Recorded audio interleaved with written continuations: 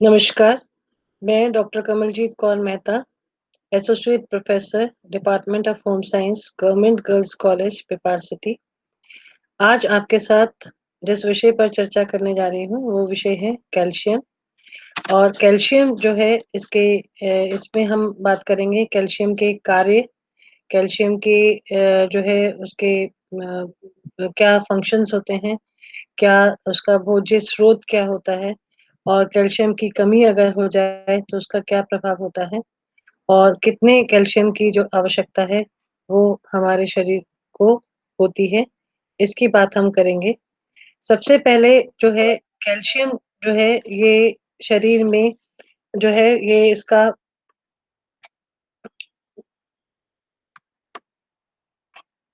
जो है ये अन्य खनिज लवणों की अपेक्षा कैल्शियम की मात्रा जो है वो सबसे अधिक होती है।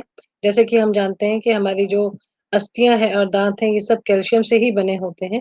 इसलिए ये ही एक ऐसा खनिज लवण है जो कि काफी मात्रा में शरीर में उपस्थित होता है। शरीर के भार का लगभग 2% जो है वो जो भार है शरीर का, उसका लगभग 2% भाग जो है वो कैल्शियम का है और एक वयस्क व्यक्ति के शरीर में 1200 ग्राम कैल्शियम जो है वो उपस्थित होता है। इसमें से 99% जो है वो अस्थियां और दांतों में उपस्थित होता है और 1% जो है वो कोमल तंतुओं या विभिन्न तरलों में रहता है। कैल्शियम के कार्य की बात करें तो कैल्शियम के प्रमुख 2 कार्य हैं। एक तो निर्माणात्मक कार्य जिसको बॉडी बिल्डिंग फंक्शन कहते हैं और दूसरे हैं नियामक कार्य जो कि रेगुलेटरी फंक्शंस हैं। पहले हम बात करते हैं निर्माणात्मक कार्य की। मुख्य कार्य इसका जो है वो अस्थियों और दांतों का निर्माण करना है। 99% कैल्शियम जो है वो फास्फोरस के साथ में संयुक्त अवस्था में दांतों एवं अस्थियों में उपस्थित रहता है। गर्भावस्था में जब स्त्री गर्भवती होती है और जो गर्भस्थ शिशु जो है उसके अस्थियों के निर्माण के लिए प्रोटीन मैट्रिक्स जो है वो बनना प्रारंभ होता है और ये अभी लचीला होता है। जन्म के बाद में शैशवावस्था में अस्थियां जो है वो थोड़ी-सी कठोर होने लगती हैं और अभी वो उपास्थि यानी कार्टिलेज में परिवर्तित होती हैं। इसीलिए छोटे बच्चों की हड्डियाँ आप देखेंगे कि कभी भी जो है वो टूटती नहीं हैं, वो गीली लकड़ी की तरह से मुड़ जाती हैं क्योंकि उसमें अभी जो है वो प्रॉपर तरह से कैल्शियम डिपॉज़िट नहीं हुआ होता है, वो कार्टिलेज के फॉर्म में ही होती हैं। और उम्र बढ़ने के साथ-साथ उपास्थि जो है वो अस्थि में बदल जाती है और इसमें अब जो है कैल्शियम और फास्फोरस जमा होने लगते हैं। नियामक कार्य की बात करें यानी जो रेगुलेटरी फंक्शंस हैं, तो शरीर में उपस्थित कुल कैल्शियम की मात्रा का 1% भाग जो है वो पूरे शरीर में कोशों और अंतर कोशिका तरल तथा बाह्य कोशिका तरल में यानी जितने भी जो सेल्स हैं उनके अंदर का फ्लूइड और उनका बाहर का फ्लूइड जो है वो उसमें उपस्थित रहता है और शरीर में विभिन्न कार्य करता है। आपको जानकर ये जो है अचरज होगा कि जो शरीर का में जो रक्त का जब रक्तस्राव होता है, तो उसमें जो थक्का जमता है, उसमें कैल्शियम का एक बहुत इम्पोर्टेंट रोल होता है। ये इस तरह से मैं कुछ आपको समझाऊँगी कि ये प्रोथ्रम्बिन है, इसमें कैल्शियम के उपस्थिति में ये थ्रोम्बिन में परिवर्तित होता है। थ्रोम्बिन जो है ये फाइब्रिनोजन में परिवर्तित होता है और फिर ये फाइब्रिन बनता है। फाइब्रिनोजन जो है ये घुलनशील प्रोटीन है जो जो थ्रोम्बिन की उपस्थिति में अघुलनशील फाइब्रिन में बदल जाता है। यानी कि ये फाइब्रोजन जो है ये घुलनशील प्रोटीन है और ये जो थ्रोम्बिन है इसकी उपस्थिति में ये फाइब्रिन में परिवर्तित होता है और जो है प्रोथ्रोम्बिन जो है ये रक्त में अक्रियाशील अवस्था में रहता है और इससे क्रियाशील करने के लिए यानी इसे प्रोथ्रोम्बिन को थ्रोम्बिन में बदलने के लिए कैल्शियम अति आवश्यक होता है। और ये जो जब ये प्रोथ्रोम्बिन कैल्शियम की उपस्थिति में थ्रोम्बिन में परिवर्तित होता है, थ्रोम्बिन फाइब्रोजन में और फिर फाइब्रोजन जो है वो फाइब्रिन बनाता है। ये फाइब्रिन जो है ये चोट की जगह पर जहाँ चोट लगती है हमें, वहाँ एक जाल सा बना लेती है जिसमें रक्त कणिकाओं के फँसने से रक्त का थक्का जमने लगता है और रक्तस्राव रुक जाता है। ये बहुत ही इम्पोर्टेंट फंक्शन है कैल्शियम का। उसके बाद में सेकंड जो है वो है संवेदना प्रेषण यानी कि ये जो है इस तरह का एक एसिटाइल कोलिन का नामक पदार्थ का निर्माण करता है कैल्शियम, जो कि तंत्रिका संवेदनाओं को एक तंत्रिका कोशिका से दूसरी कोशिका तक पहुँचाते हैं।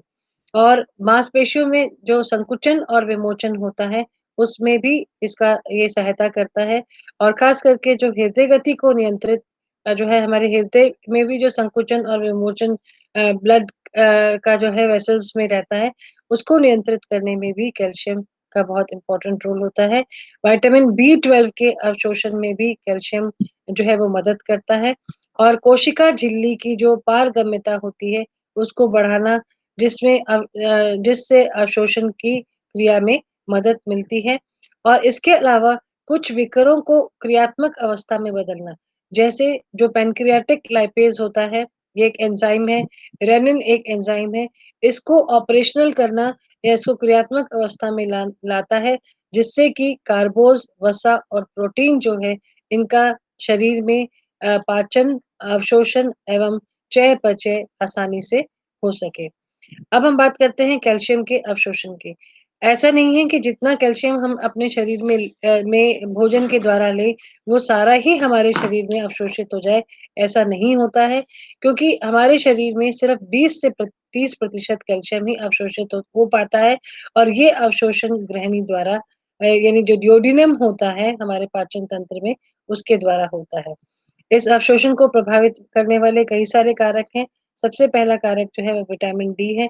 अगर विटामिन डी हमारे आहार में उपस्थित होता है, जैसे कि आप जानते हैं कि विटामिन डी जो है वो आहार से अधिक हमें धूप से मिलता है। अगर हम जो है अपने आप को धूप का एक्सपोज़र अगर देते हैं, तो हमारे शरीर में कैल्शियम आसानी से अवशोषित होता है। और इसके अलावा जो दूसरा जो फैक्टर इफ़ेक्ट करता है, वो होता है कैल्शियम और फ़ॉस्फ़ोरस का अनुपात। यदि ये दोनों 1:1 यानी बराबर मात्रा में रहते हैं या 2:1 रहता है, तब अवशोषण अधिक होता है। अगर फ़ॉस्फ़ोरस की मात्रा बढ़ जाए, तो अवशोषण जो है, वो बाधित होता है। और इसके अलावा लाइसिन नामक एक जो है इम्पोर्टेंट अमीनो अम्ल होता है, जो कैल्शियम के अवशोषण को 50% तक बढ़ा देता है। और शरीर में जो कैल्शियम की आवश्यकता होती है, वो भी एक ऐसा फैक्टर है जो कि प्रभावित करता है कैल्शियम के अवशोषण को। अ, कैल्शियम के अवशोषण को शारीरिक वृद्धि के समय आवश्यकता जो है वो बढ़ती है और अवशोषण दर भी बढ़ता है। छोटे बच्चे, गर्भवती स्त्री, धात्री माता और किशोरों में भी अवशोषण जो है अधिक होता है। वृद्धावस्था में जो है क्योंकि अब वृद्धि की आवश्यकता नहीं है, इसलिए अवशोषण स्वतः ही कम हो जाता है। आंतों के रस का जो माध्यम होता है, यानी कि जो इंटेस्टाइनल जूस बनता है, उसका जो मीडियम है, वो भी इफ़ेक्ट करता है। कैल्शियम का अवशोषण अम्लीय माध्यम में अच्छा होता है और क्षारीय माध्यम में जो है सही नहीं हो पाता है। इसलिए कुछ ऐसे अमीनो अम्ल होते हैं, विटामिन सी होते हैं और लैक्टोज़ जो है वो आंतों में अम्लता बढ़ाते हैं और इनसे कैल्शियम के अवशोषण में मदद मिलती है। और प्रोटीन अगर हम आहार में अच्छी मात्रा में लेते हैं, उच्च मात्रा में लेते हैं, तो भी कैल्शियम जो है वो शरीर में भली प्रकार से अवशोषित हो जाता है, यानी उसका अवशोषण बढ़ जाता है। प्राप्ति के साधन देखें तो दूध और दूध से बने पदार्थ जो हैं, ये सबसे बड़ा सोर्स होता है, सबसे बड़ा स्रोत है और ये जल्दी ही इससे प्राप्त होने वाला कैल्शियम जो है, वो जल्दी अवशोषित होता है क्योंकि इसमें कैल्शियम और फास्फोरस का अनुपात जो है वो उपयुक्त होता है। इसके अलावा अस्थि युक्त मछली, तिल, सूखा नारियल, मूँगफली, सोयाबीन, राजमा, अंकुरित अनाज, हरी दालें, सब्जियाँ इत्यादि जो हैं, उनमें भी जो है प्रचुर मात्रा में कैल्शियम पाया जाता है। ये चित्र जो है ये यही चीज़ें दर्शा रहा है कि किस तरह से ये जो है खाद्य पदार्थ 100 ग्राम्स में बताया गया है और कैल्शियम की मात्रा मिलीग्राम्स में बताई गई है। आप देख सकते हैं कि जैसे जो छेना है उसमें 480 मिलीग्राम है।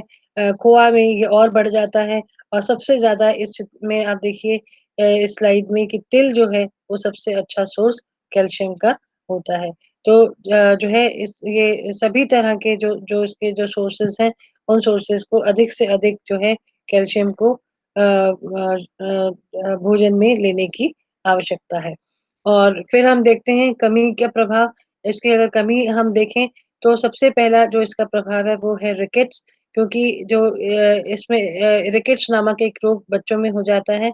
इसमें इसका लक्षण ये है कि जो खोपड़ी में पर पाए जाने वाले जो कालांतराल होते हैं, जिनको फॉन्टेनल्स कहते हैं, ये अगर कैल्शियम की कमी हो तो देर से बंद होंगे और जो है बच्चे की अस्थियाँ जो है वो कमज़ोर और भंगुर हो जाती हैं और इसके अलावा कलाई, घुटने और टखने के जोड़ पर एक अलग-सी बढ़ोतरी हो जाती है, बढ़ जाता है जोड़ और पेट की मांसपेशियाँ जो हैं वो कमज़ोर होती हैं इस रिकेट्स में।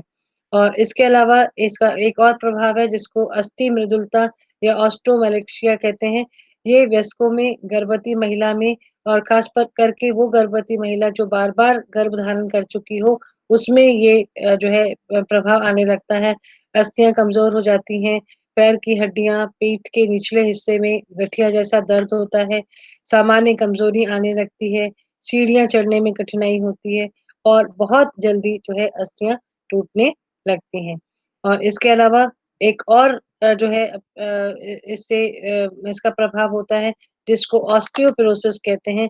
इसमें हड्डियों का घनत्व कम हो जाता है, यानी बोन डेंसिटी जो है वो कम होने लगती है और इसका मेन कारण यही होता है कि कैल्शियम की कमी है और एक तो कैल्शियम की कमी है, दूसरा इसका अवशोषण में अगर बाधा उत्पन्न हो रही हो और इसमें जो लक्षण होते हैं वो है पीठ में दर्द, वजन में कमी आना, रीढ़ की हड्डी, गर्दन और जांघ की हड्डी का टूट जाना और दाँतों का टूटना।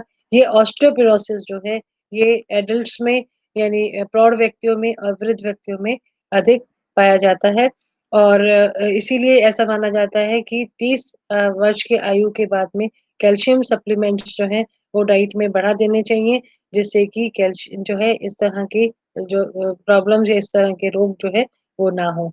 और एक और टिटैनी नामक जो है एक रोग होता है जिसमें कि तंत्रिकाओं में कैल्शियम की कमी अगर हो तो टिटैनी या आंतरिक जिसको कहते हैं, इसमें तंत्रिकाओं में उत्तेजना आती है और मांसपेशियों का जो है मांसपेशियाँ जो है वो उनमें अनियंत्रित संकुचन होने लगता है। और ये जो है लास्ट में मैं आपको बताना चाहूँगी कि जो हमारे शरीर में कैल्शियम की जो दैनिक मात्रा होती है वो कितनी होती है, कितनी चाहिए, कितनी आवश्यकता है, ये आईसीएमआर ने के द्वारा निर्धारित है। भारतीयों के लिए शैशवावस्था में 500 मिलीग्राम प्रति दिन, बाल्यावस्था में 400 मिलीग्राम, किशोरावस्था में जो है वो 600 पूर्व में 600, उत्तर किशोरावस्था में 500 मिलीग्राम, इस तरह से व्यस्क पुरुष और इस तरह बढ़ जाती है और गर्भावस्था में और जो धात्री अवस्था होती है उसमें फिर इसकी मात्रा की आवश्यकता बढ़ जाती है और ये लास्ट में आप देखें कि वृद्धावस्था में जो है इसकी मात्रा 500 मिलीग्राम प्रतिदिन है। और इसी के साथ मैं अपने इस जो है इसको समाप्त करती हूँ और जो है नेक्स्ट हमारे जो वीडियोस इसके में आएँगे उसमें हम और कैल्शियम के अलावा और जो खनिज लवण हैं जैसे फास्फोरस है, आयरन है, आयोडीन है, इनके बारे में चर्चा करेंगे। धन्यवाद।